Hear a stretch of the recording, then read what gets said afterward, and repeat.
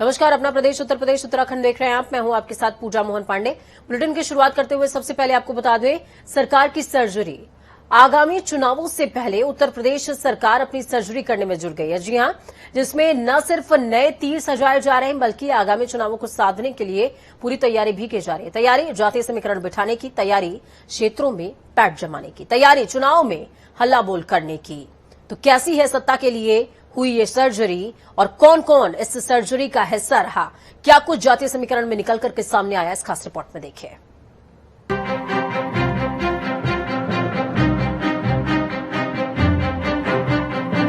आगामी चुनाव से पहले उत्तर प्रदेश सरकार अपनी सर्जरी में जुट गई है, क्योंकि उत्तर प्रदेश में बीते 4 महीने से कैबिनेट विस्तार की अटकलों पर अब विराम लग गया है। आने वाले उत्तर प्रदेश विधानसभा चुनाव से ठीक पहले सूबे के मुख्यमंत्री योगी आदित्यनाथ ने अपने कैबिनेट में 7 नए मंत्रियों को शामिल किया है। कैबिनेट में शामिल किए गए नए मंत्रियों में जितिन प्रसाद, पलटू राम, छतरपाल गंगवार, संगीता बलवंत बिंद, धर्मवीर प्रजापति, संजीव कुमार गौंड और दिनेश खटीक शामिल हैं। इन सभी को राज्यपाल आनंदीबेन पटेल ने राजभवन में शपथ दिलाई।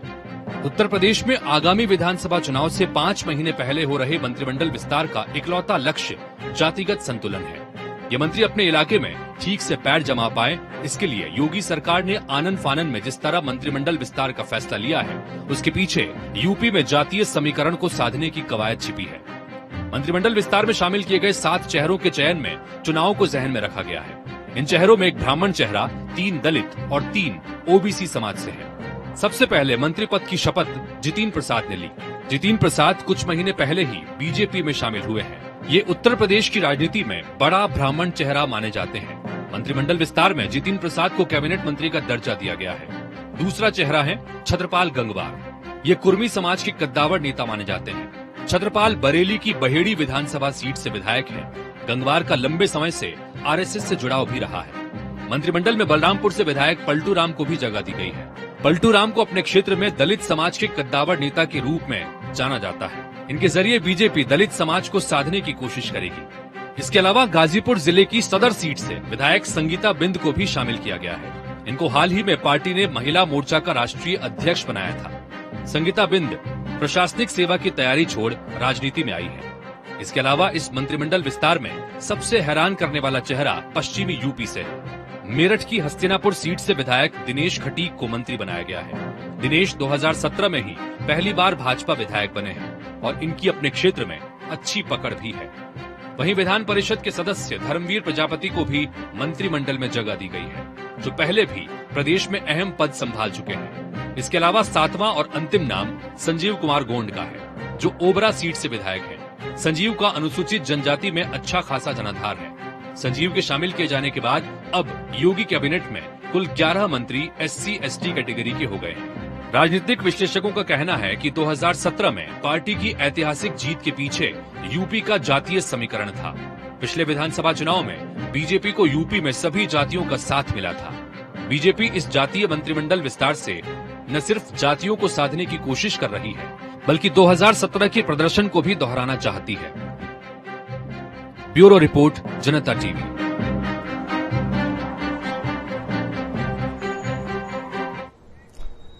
ताजनगरी आगरा के लिए उत्तर प्रदेश सरकार ने एक और मंत्री की सौगात दी है। आगरा के MLC धर्मवीर प्रजापति को योगी सरकार के मंत्रिमंडल में तरजीह दी गई है।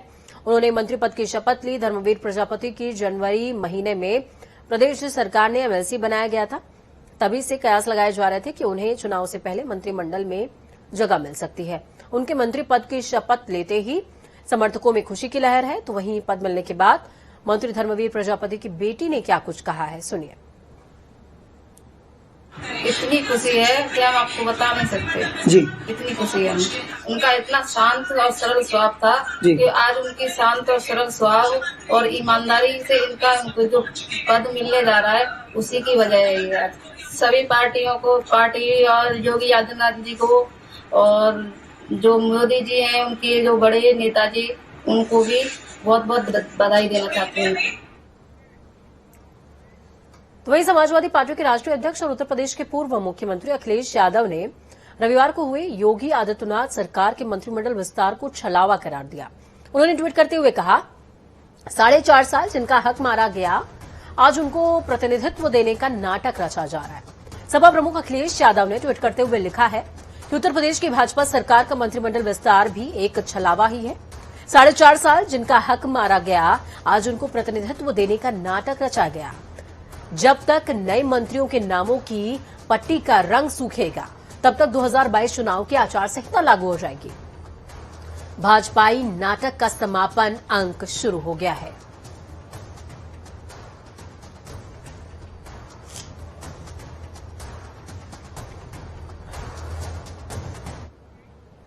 वहीं प्रदेश अध्यक्ष स्वतंत्र देव सिंह ने ट्वीट करते हुए लिखा, भाई भतीजा चाचा को मंत्रालय बांटकर जो लोग लूटने की रणनीति बनाते थे, आज उन्हें योगी सरकार का नया मंत्रिमंडल खटक रहा है। स्वतंत्र देव सिंह प्रदेश अध्यक्ष हैं भारतीय जनता पार्टी के, और उन्होंने अखिलेश यादव के ट्वीट पर पलटवार किया। मुख्यमंत्री योगी आदित्यनाथ ने उत्तर प्रदेश के किसानों को 2 बड़े तोहफे दिए। लखनऊ के डिफेंस एक्सपो ग्राउंड वृंदावन क्षेत्र में मुख्यमंत्री योगी आदित्यनाथ भाजपा के किसान सम्मेलन में बतौर मुख्य अतिथि शामिल हुए। मुख्यमंत्री ने किसानों को तोहफा देते हुए गन्ना मूल्य में 25 रुपए का इजाफा किया है। सीएम योगी ने किसानों को संबोधित करते हुए कहा, केंद्र के साथ ही उत्तर प्रदेश सरकार हमेशा से ही किसानों और गरीब की हितैषी रही है। सभी योजनाएं किसानों के हित को ध्यान में रखते हुए तैयार की जाती हैं। उन्होंने आगे कहा कि आज से हमने गन्ने का मूल्य भी बढ़ाने का फैसला किया है। अब जो गन्ना 325 रुपए प्रति क्विंटल खरीदा जाता है, वो 350 रुपए खरीदा जाएगा।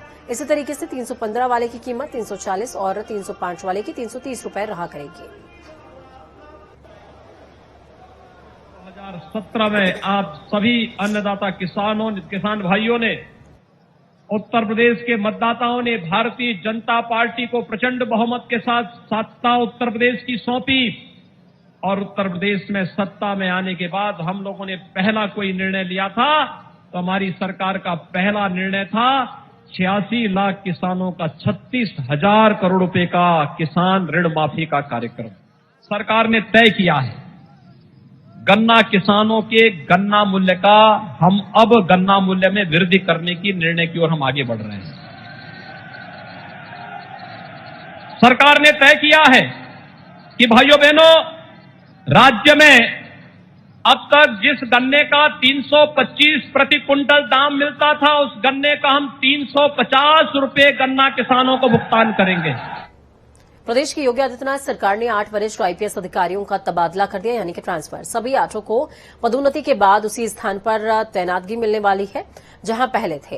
प्रदेश में सीनियर 8 आईपीएस अधिकारियों को बीते दिनों महानिरीक्षक से एडीजी पद पर पदोन्नत किया गया है। इन सभी को तैनातगी दी गई है। विजय प्रकाश को आईजी से एडीजी फायर सर्विसेज के पद पर तैनात किया गया है। इसी तरीके से आईजी एसटीएफ अमिताभ यश को एडीजी एसटीएफ बना दिया गया है। एडीजी एसटीएफ पद अभी तक एडीजी कानून व्यवस्था प्रशांत कुमार के पास ही रहा था। आईजी नवनीत सिकेरा को भवन और कल्याण पुलिस मुख्यालय में एडीजी के पद पर तैनातगी मिली है। विनय कुमार यादव को डीआईजी से पदोन्नत करते हुए आईजी अभियोजन और डीआईजी हिरल अल को पदोन्नत करते हुए आईजी ईओडब्ल्यू लखनऊ के पद पर तैनात किया गया है। आजमगढ़ जिले के हरबंशपुर स्थित निजामाबाद मुख्य मार्ग की पुलिया भारी बारिश और जल जमाव से धंस गई। इसकी जानकारी होते ही पुलिस प्रशासन ने दोनों तरह के यातायात बंद कर दिए हैं। सबसे खास बात यह है कि इसी रास्ते से होकर जिले के DM Rajesh Kumar, SP Sudhir Kumar Singh, CMO Indra Narayan Tiwari और सीडीओ आनंद कुमार शुक्ला का आवाज भी पड़ता है। स्थानीय लोगों का कहना है कि जिस तरीके से 16 सितंबर को जिले भर में भारी बारिश हुई थी, इसके कारण जिले के कई इलाके अब भी पानी में डूबे हुए हैं। सोचिए, तमाम रसूखदार इस रास्ते से निकलते हैं, फिर भी किसी का ध्यान नहीं कि जनता को असुविधाओं का सामना भी करना पड़ रहा है।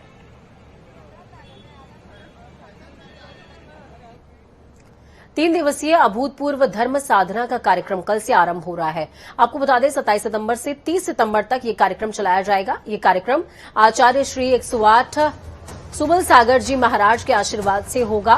वो यहां 4 से 5 दिनों के लिए आवास करने वाले हैं और धर्म प्रभावना करेंगे। बताया जा रहा है कि महाराज के साथ ही उनके कई संधस्त अधुगण भी मौजूद रहने वाले हैं। कल यानी कि सोमवार सुबह 7 बजे गुरुवार संसद मंगल प्रवेश करने वाले हैं। ससंध मंगल प्रवेश करेंगे। तो वहीं हमारे संवाददाता ने अध्यक्ष एके जैन महामंत्री विनय कुमार जैन और त्रिदिवसीय अभूतपूर्व धर्म साधना से खास बातचीत करी है। सुनिए। नमस्कार, मैं व्याख्या अग्रवाल। आज हमारे साथ त्रिदिवसीय अभूतपूर्व धर्म साधना के सभी सदस्य मौजूद हैं। आइए इनके अध्यक्ष A.K. जैन जी से हम बात करें। सर, आपका जनता टीवी में बहुत बहुत स्वागत है। कोला कॉलोनी कुर्सी रोड पर आदिनाथ जी का जिनाजा है। ये यहाँ पर मूर्ति काफी अच्छेकारी है। यहाँ पर आते ही लोगों की मनोभावनाएं और उनकी जो है भाव निर्बल हो जाते हैं। और यहाँ पर कल सुलभ सागर जी आचार्य जी का जो है 4 दिन का प्रवास है और वो जो आएंगे तो उनकी धर्मवाणी से अगर 2 शब्द भी कोई ग्रहण कर लेता है तो उसके जो है पूरा जीवन जो है रूपांतरण हो सकता है। जीवन में बहुत जो है उसके जो है उद्धार हो सकता है। इसलिए जो है गुरुजी लोगों का आना और जो है उनका प्रवास होना एक हम लोगों के लिए बहुत ही ज्यादा अच्छे कार्य रहता है। अब आइए इनके महामंत्री से पूछते हैं कि ये जैन समाज के बारे में कुछ जानकारी देते हैं। ये गुरुवार हमारे सौरभ सागर महाराज जी से 7-8 लोगों ने जाके पुनीत आशीर्वाद लिया कि इस एरिया में कोई मंदिर नहीं है, जो कि गुड़म्बा थाने के आसपास जानकीपुरम, अलीगंज, विकास नगर, तो उन्होंने पुनीत आशीर्वाद दिया। उसी पुनीत आशीर्वाद से हम लोगों ने 7-8 लोगों ने, जिसमें हमारे J.K. जैन साहब थे, प्रफुल्ल जी थे, लक्ष्मीकांत जी थे, हम थे, विनय LDA थे, तो 7-8 लोगों ने एक टीम बनाई और घर घर जाकर उसको जो है प्रचारित किया कि हम लोग यहाँ पर एक मंदिर बनाना चाहते हैं। उसी दौरान हमारी मुलाकात श्री आदिश्वर जी से हुई, जिन्होंने पूरा अपना तन मन धन से सहयोग करने का हम लोगों को वचन दिया, जिसके फलस्वरूप आज जो ये इतना बड़ा जिनालय हम लोग देख रहे हैं, तो पूरे समाज ने हम लोगों को पूरा सहयोग किया और उसी समाज के सहयोग के बलीभूत होकर हम लोग जो है यहाँ पर पंचकल्याणक कराने के बाद पहले हम लोगों ने जमीन खरीदी और 2 वर्ष के अंदर ये पूरा जिनालय जो है खड़ा हो गया। आज जो प्रतिमा आप आदिश्वर भगवान की देख रहे हैं, आदिनाथ भगवान की जो देख रहे हैं, ये बहुत ही मनोज्ञ है। अगर यहाँ पर आदमी पूरा दिन 24 घंटे भी बैठा रहे तो उसको न भूख लगेगी न प्यास लगेगी, इतनी मनोज्ञ ये प्रतिमा है। इसमें हम लोग इतना कृतज्ञ हो जाते हैं कि हमको लगता है कि जैसे हमारा पूरा दिन ही बहुत ही अच्छे से जाएगा। और पंचकल्याणक में हमारे परम पूज्य सौरभ सागर महाराज ने इसको फरवरी में 14 फरवरी से 19 फरवरी तक 2020 में पंचकल्याणक कराया, जो कि बहुत ही शानदार तरीके से हुआ। और मैं अपने अध्यक्ष महोदय का विशेष रूप से इसके मैं सहयोग के लिए धन्यवाद करता हूं कि उन्होंने इस वर्ष अपना सहयोग दिया। और हमारी पूरी टीम, जो कि ट्रांस गोमती श्री दिगंबर जैन सेवायतन के नाम से है, उन्होंने भी इसमें तन मन धन और जिससे भी जो सहयोग मिल सकता था उसमें उन्होंने अपना सहयोग लेकर इस मंदिर को कंप्लीट कराया। तो इसमें विशेष रूप से मैं अपने युवाओं का बहुत ही, जिन्होंने सहयोग हम लोगों को दिया, उसके लिए भी मैं उनको बहुत बहुत धन्यवाद देता हूँ। और जो हमारा जैन धर्म है, ये अहिंसावादी धर्म है। हम लोग यही चाहते हैं कि भाई सारे संसार में अहिंसा मतलब रहे। ये हम इतना ही संदेश देना चाहते हैं कि जियो और जीने दियो का सिद्धांत ही हमेशा चलता है। आइए यहाँ के उपाध्यक्ष जी से भी बात करते हैं और जानते हैं कि कल के कार्यक्रम में क्या क्या होने वाला है। जय जिनेन्द्र। गुरु गोविंद दो खड़े काके लागू पाए, परिहारी गुरु आपने गोविंद दियो बताए। गुरु सौरभ सागर महाराज जी के अनुकंपा से, उनके आशीर्वाद से इतने सुंदर जिनालय की रचना रची गई। और ये सुंदर सा जिनालय भक्तों के लिए, जो 10-10 किलोमीटर तक यहाँ पे कोई भी जिन मंदिर नहीं था, उनके लिए ये मंदिर जिनालय जो है वो तैयार हो गया। और यहाँ पर सैकड़ों लोग रोजाना भक्ति भावना करते हैं, पूजा पाठ करते हैं। और भाग्य से आचार्य सुबल सागर जी महाराज जी दूसरे गुरुवर जो यहाँ पे 4 दिन के कम से कम आवास करेंगे और यहाँ पर रहकर धर्म प्रभावना करेंगे, लोग लाभान्वित होंगे। और ऐसी हमारी भावना है कि लगातार यहाँ गुरुओं का समागम होता रहे। एक गुरु ने मंदिर जी बनवाया और एक और बाकी गुरु आते रहे और मार्गदर्शन करते रहे, ऐसी मेरी पूरी भावना है।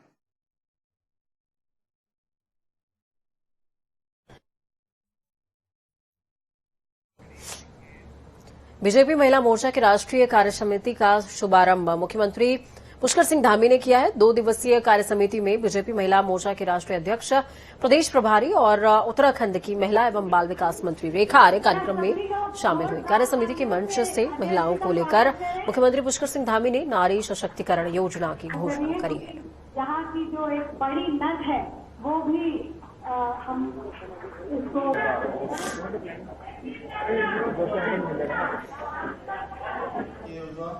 अनुदान आधारित होगी। आज नरेंद्र मोदी जी के रूप में हमको एक ऐसे नेता मिले हैं जिनके नेतृत्व में पूरे देश के अंदर इतने काम हुए हैं कि भूतो न भविष्यति। हम अगर उसकी तुलना करें तो पिछले 7 वर्ष ये पूरे 60 वर्षों पर भारी पड़ने वाले हैं किसी क्षेत्र में। और इसी प्रकार से जब देश के अंदर अटल बिहारी वाजपेयी जी की सरकार थी कि उस सरकार में भी इतने काम हुए और ऐसे ऐसे काम हुए जो काम हमेशा से रुके हुए थे। देखिए, हम सब लोग भारतीय जनता पार्टी में काम करते हैं तो मैं कहता हूं कि हमें गर्व होना चाहिए कि हम भारतीय जनता पार्टी में काम करते हैं। उत्तराखंड की लोक संस्कृति को बचाने को लेकर चारधाम उत्तराखंड टैलेंट प्रतियोगिता का शुभारंभ किया जाएगा। बताया जा रहा है कि 23 और 24 अक्टूबर को प्रतियोगिता का शुभारंभ होगा, जिसमें प्रदेश के वाद्य यंत्रों वादकों को अपना हुनर दिखाने का मौका मिलेगा। ये कोशिश है कि लुप्त होती संस्कृति को कैसे बचाया जाए। क्या करें कि अपनी उत्तराखंड की संस्कृति को प्रमोट करने के लिए, संस्कृति को के विकास के लिए हम ये परंपरागत जो वाद्य यंत्र हैं उनकी प्रतियोगिता कराने जा रहे हैं।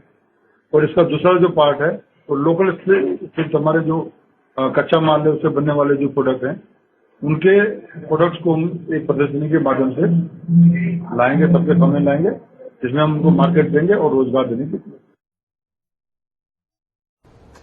जोशीमठ के तोलमा गांव में बारिश के चलते पेयजल लाइन क्षतिग्रस्त होने के कारण 15 दिनों के बाद भी व्यवस्था सुचारू नहीं हो पाई है, जिस वजह से ग्रामीणों को खासी परेशानियों का सामना करना पड़ रहा है।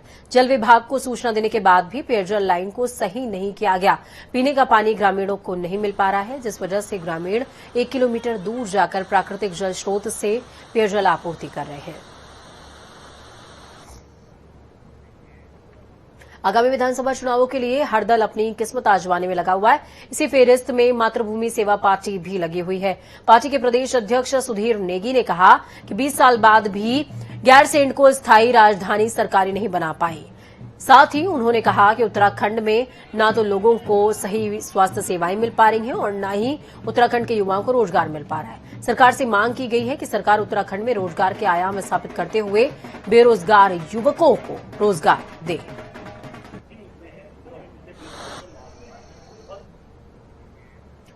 वक्त यहां पर छोटे से ब्रेक का होगा। ब्रेक के उस पार खबरों का सफर लगातार जारी है।